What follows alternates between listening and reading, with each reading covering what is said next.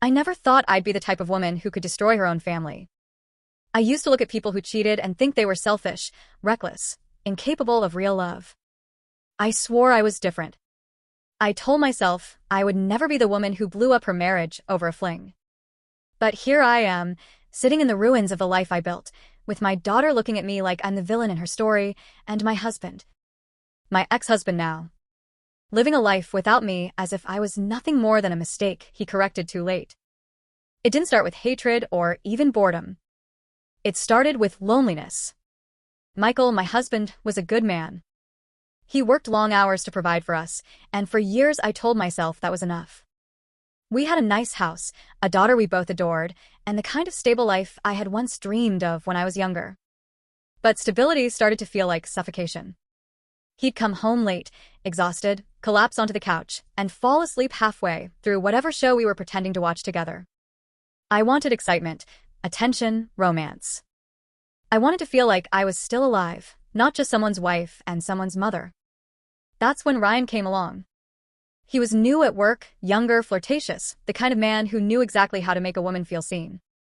He'd linger at my desk, compliment my outfits, make jokes that left my cheeks warm. At first, I brushed it off. But slowly, I let it feed something inside me that had been starving. One night, after a late work meeting that turned into drinks, I let him kiss me. And once the line was crossed, I stopped fighting it. For almost a year, I lived a double life. By day, I was Michael's wife and our daughter's mom. By night, or whenever I could sneak away, I was Ryan's secret.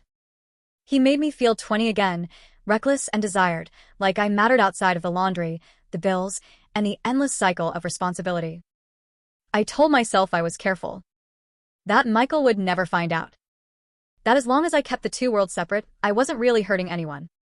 But the truth is, I was lying to myself as much as I was lying to him. It all came crashing down the day Michael found a message I hadn't deleted. I had been sloppy, careless. He confronted me in the kitchen, holding my phone out like it was a loaded gun.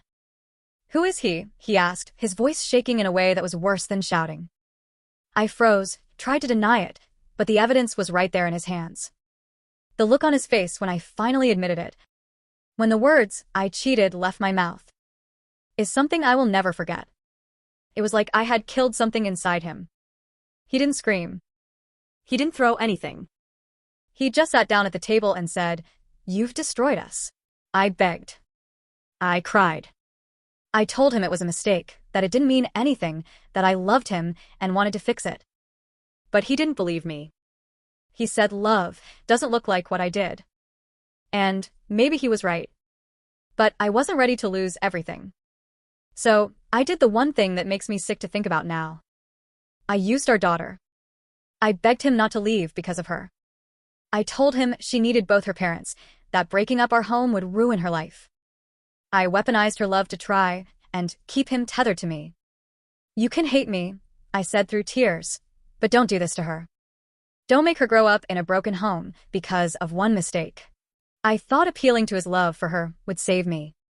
But instead, it only showed him how far I had fallen. He looked at me with disgust, shaking his head. "Don't you dare put this on her," he said. "You did this. Not me. Not her. You." That was the last time he spoke to me as a husband.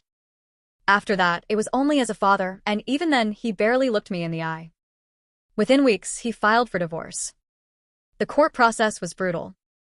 He had proof of my affair, and he made sure to use it. The custody battle was the worst part. He didn't try to take our daughter away completely. He wasn't cruel like that. But he fought for primary custody. And he won. Now I see her on weekends, alternating holidays, while he gets to tuck her in most nights, take her to school, be the constant in her life. At first, she didn't understand. She would cry, ask why Daddy wasn't living with us anymore, why everything had changed. And I told myself I'd find the right words to explain one day. But children grow and they notice things. She's 12 now, old enough to put pieces together, old enough to hear whispers from family members who couldn't keep their judgments to themselves. One night, during one of our weekends together, she looked at me with tears in her eyes and asked, "Mom, did you cheat on Dad?" I felt the ground disappear beneath me. I wanted to lie, to protect her from the truth, But what would that do? She already knew. So, I admitted it. I told her I made a mistake, that I hurt her father, but that it didn't mean I didn't love her. She stared at me, silent, and then whispered, "Why would you do that?" "He loved you." I had no answer. She cried herself to sleep that night, and I lay awake beside her, realizing that not only had I lost my husband, but I was losing her too. Now she's distant with me. She answers my texts with one-word replies, rolls her eyes when I try to make conversation, and talks endlessly about her dad's new girlfriend. How nice she is, how she cooks her favorite meals, how she takes her shopping. Every time she mentions her, I feel another knife twist in my chest. It's not just that I lost Michael. It's that I lost the chance to keep being the hero in my daughter's eyes. I've become the villain in her story, the reason her family fell apart. Michael moved on quickly. He's happy now, building a new life, posting smiling photos with his girlfriend and our daughter on weekends that aren't mine. I scroll through them sometimes, torturing myself, imagining the life I could still have if I hadn't been so selfish. He looks lighter, freer, like a man who shed a weight he carried for too long. And me? I'm alone in a small apartment, surrounded by silence, haunted by memories of what I destroyed.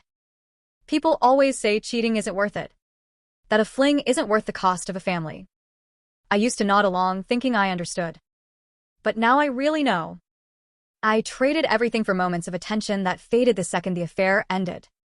Ryan, the man I risked it all for, vanished the moment things got messy. He didn't want me once the secret was out. He never loved me. I was just his distraction. And when the smoke cleared, I was left standing in the wreckage, alone. The worst part isn't losing Michael, though that loss guts me every day. The worst part is losing the trust of my daughter. Knowing that when she looks at me, she sees not just her mother, but the person who broke her father's heart. Knowing that I used her love as a weapon in my desperation to keep a man who had already checked out. That betrayal cuts deeper than anything else, and it's one wound I don't think will ever heal. So here I am, 36 years old, divorced, co-parenting with a man who will never forgive me, and watching my daughter slowly drift away. I don't have words of wisdom or excuses that make it better. All I have is the truth.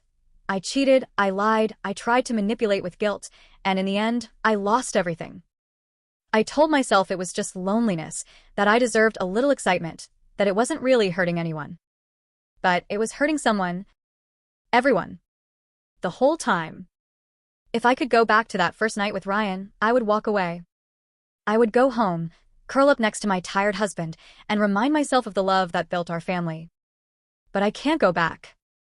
I can only sit here in the ruins, trying to pick up pieces that don't fit together anymore, while Michael builds something new without me and my daughter learns to love me in fragments instead of whole. And I can only blame myself.